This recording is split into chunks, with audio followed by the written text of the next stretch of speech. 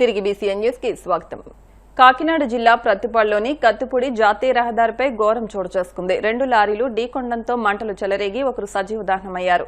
ఈ ప్రమాదం నుంచి 2 డ్రైవర్లు సురక్షితంగా బయటపడ్డారు. గురువారం వేకువజామున ఈ ప్రమాదం జరిగింది. అన్నవరం వైపు నుంచి రాజమండ్రి వైపు చేపల ఫీడ్తో వెళ్తున్న లారీని కంటైనర్ లారీ వెనుక నుంచి బలంగా ఢీకొట్టింది. దీంతో ఒక్కసారిగా మంటలు చెలరేగడంతో 2 వాహనాల క్యాబిన్లు అగ్నికి ఆహుతయ్యాయి. 2 డ్రైవర్లు బయటకు దూకేయగా కంటైనర్ లారీలో ఉన్న క్లీనర్ సజీవ దహనమయ్యాడు. సమాచారం అందుకున్న ఫైర్ సిబ్బంది సంఘటనా స్థలానికి చేరుకుని మంటలను అదుపు చేశారు. ఘటనపై కేసు నమోదు చేసుకున్న అన్నవరం పోలీసులు మృతదేహాన్ని పోస్టుమార్టం నిమిత్తం ఆసుపత్రికి తరలించారు. కడప నగరం ఎర్రముక్కపల్లె ప్రాంతంలో పెండింగ్ లో ఉన్న రైల్వే అండర్ బ్రిడ్జ్ నిర్మాణాన్ని తక్షణమే పూర్తి చేయాలని డిమాండ్ చేస్తూ చేపట్టిన సంతకాల సేకరణ కార్యక్రమానికి విశేష స్పందన లభించిందని సిపిఐ కడప నగర కార్యదర్శి రామ్మోహన్ తెలియజేశారు. అనేక సంవత్సరాలుగా పెండింగ్ లో ఉన్న రైల్వే బ్రిడ్జ్ ని ఏడాదిలోపు పూర్తి చేస్తామని ఇచ్చిన హామీ అమలు కావడం లేదన్నారు. ప్రజల ఒత్తిడి మేరకు ఎర్రముక్కపల్లి వైపు మాత్రమే పూర్తి చేశారన్నారు. బాకరపేట వైపు ఉన్న బ్రిడ్జి నిర్మాణాన్ని పూర్తి చేసి ప్రజలకు అందుబాటులోకి తీసుకురావడంలో అధికారులు తీవ్ర నిర్లక్ష్యాన్ని ప్రదర్శిస్తున్నారన్నారు. రైల్వే, రెవెన్యూ, కార్పొరేషన్ అధికారులు సమన్వయం చేసుకుని అవసరమైన నిధులు కేటాయించాలని ఆయన డిమాండ్ చేశారు.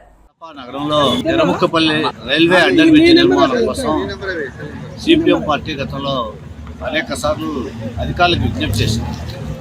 కానీ అధికారులు నిధులు లేవనే సాకుతో బ్రిడ్జిని అసంపూర్తిగా పెండింగ్లో పెట్టారు. దీనికి కారణంగా ఎర్రముక్కపల్లి వైపు నుంచి విశ్వనాథపురం వైపు వెళ్ళేటువంటి ప్రజలు తీవ్రమైనటువంటి ఇబ్బందులు పడుతున్నారు. ఇక్కడ ఉన్నటువంటి ప్రజలు మొత్తం దాదాపు 70,000 మంది దాకా బ్రిడ్జికి ఇటువైపు ఉన్నారు. వీళ్ళతో పాటు 35 నుంచి 40 గ్రామాలకి ప్రధాన రహదారిగా ఈ దారి గుండా వెళ్ళే అవకాశం ఉంది. అంతటి కీలకమైనటువంటి సమస్యని పరిష్కారం చేయాలని చెప్పి రైల్వే అధికారులని, రెవెన్యూ అధికారులని, మున్సిపల్ కార్పొరేషన్ అధికారులని అనేక సార్లు సమస్య పరిష్కారం చేసి పూర్తి చేయమని చెప్పి అడిగారు. వీళ్ళందరూ చెప్తున్న కారణం ఏంటంటే ప్రభుత్వం దగ్గర మాకు నిధులు లేవని చెప్పి చెప్తున్నారు. ఈ నిధులకు సంబంధించినటువంటి మొత్తం ప్రారంభించేటప్పుడు ఏడాది లోపల ఈ బ్రిడ్జిని సంపూర్ణంగా పూర్తి చేసి ప్రజలకు అందుబాటులోకి తీసుకొస్తామని చెప్పి హామీ ఇచ్చారు. ఇప్పటికి ఏడాదిన్నర దాటిన సమస్య ఇప్పటికీ పరిష్కారం కాకుండా పెండింగ్లో ఉంది. అందుకోసం గత్యంతరం లేని స్థితిలో సిపిఎం పార్టీ నగర కమిటీ ఆధ్వర్యంలో సంతకాల సేకరణ కార్యక్రమాన్ని నిర్వహిస్తూ ఉన్నాం.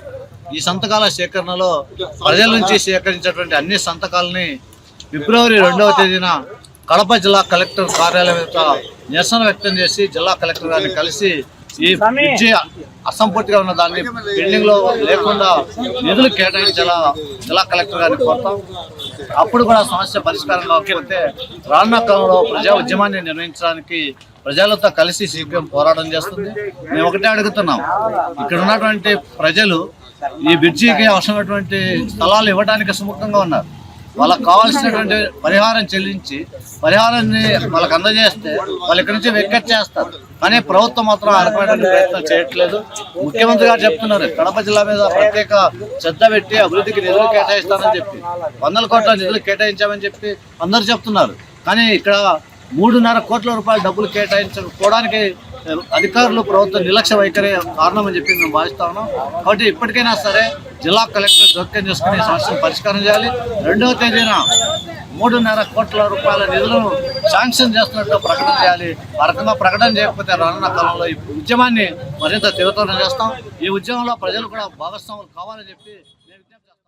విశాఖలోని సింహాచలం పుణ్యక్షేత్రాన్ని భారత క్రికెటర్లు సూర్యకుమార్ యాదవ్, అక్షర్ పటేల్, రవి బిష్ణోయ్, హెడ్ కోచ్ గౌతమ్ గంభీర్ సందర్శించారు. ఆలయానికి చేరుకున్న వీరు కప్పస్తంభాన్ని ఆలింగనం చేసుకుని ప్రత్యేక పూజలు నిర్వహించారు. ఎమ్మెల్యే గంటా శ్రీనివాసరావు వీరికి స్వాగతం పలికారు. అనంతరం క్రికెటర్లు స్వామివారి ఆశీస్సులు తీసుకున్నారు.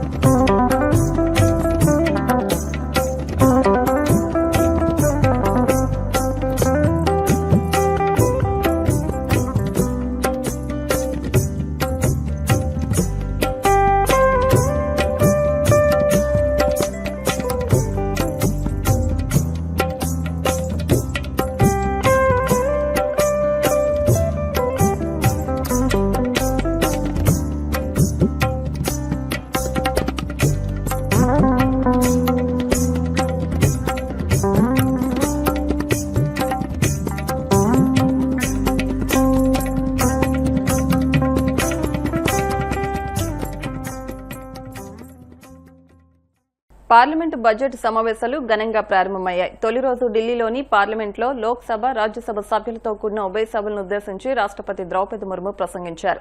గడిచిన ఏడాది వేగవంతమైన ప్రగతి, గొప్ప సాంస్కృతిక వారసత్వానికి గుర్తుగా నిలిచిపోయిందన్నారు.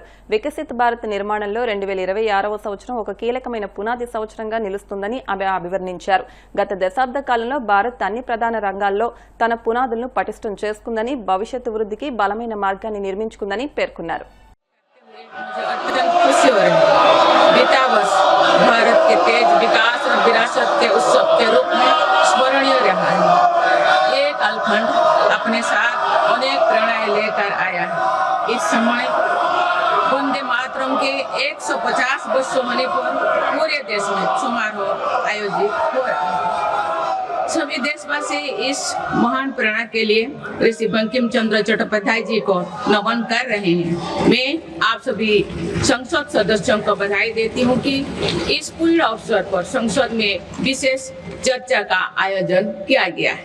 इसी दौरान देशवासियों ने श्री गुरु तेग बहादुर जी का 350 शहीद दिवस पर्व पूरी श्रद्धा के साथ मनाया। भगवान बिरसा मुंडा के 150 जन्म जयंती वर्ष के दौरान देश ने उन्हें श्रद्धांजलि दी और आदिवासी समाज के योगदान को याद किया।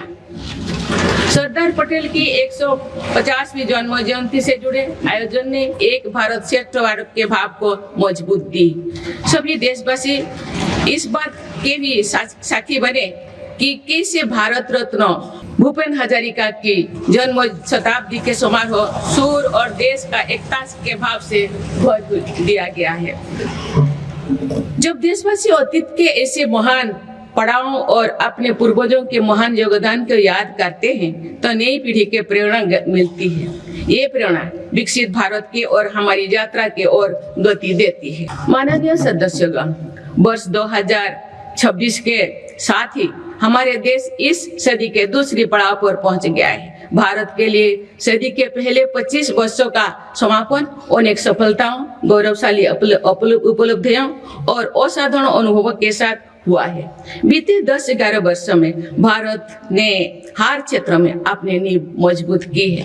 ये वर्ष 2047 तक विकसित भारत की तेज यात्रा का बहुत बड़ा आधार है।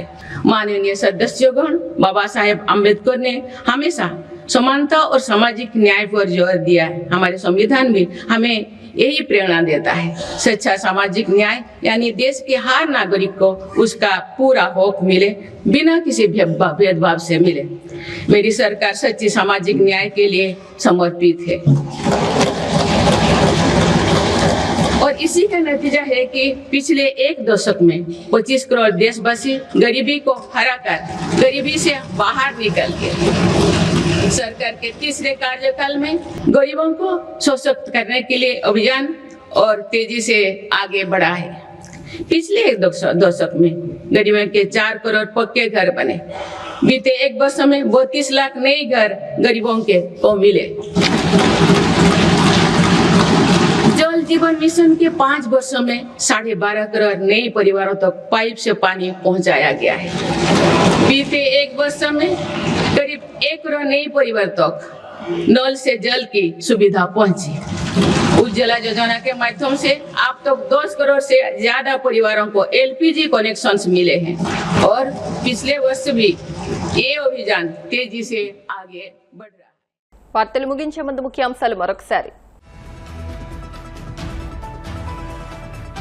ఢిల్లీ పర్యటనలో భాగంగా పలువురు కేంద్ర మంత్రులను కలిసిన డిప్యూటీ సీఎం పవన్ కళ్యాణ్. పిఠాపురం నియోజకవర్గ అభివృద్ధిపై ప్రధానంగా చర్చ. రాష్ట్ర మంత్రి మండలి సమావేశంలో పలు కీలక నిర్ణయాలకు ఆమోదం. పారిశ్రామిక అభివృద్ధి, పేదలకు గృహ నిర్మాణం వంటి అంశాలపై ప్రధానంగా దృష్టి. విశాఖలో ప్రభుత్వ భూమి కబ్జా చేసిన గీతం విద్యా సంస్థలకు అడ్డగోలుగా రెగ్యులరైజ్ చేయడానికి ప్రభుత్వం సిద్ధమైంది. వైసీపీ ఎమ్మెల్సీ బొత్స సత్యనారాయణ ఆగ్రహం. పార్లమెంట్ బడ్జెట్ సమావేశాల్లో ఉభయ సభలను ఉద్దేశించి ప్రసంగించిన రాష్ట్రపతి ద్రౌపది ముర్ము వికసిత్ భారత్ కు 2026 పునాది సంవత్సరమని వ్యాఖ్య. ఈ వార్తలు ఇంతటితో సమాప్తం. మరిన్ని వార్తల కోసం VCN digital YouTube channel, Facebook page ని ఫాలో అవ్వండి. అప్డేట్ వార్తల కోసం ప్లీజ్ సబ్స్క్రైబ్.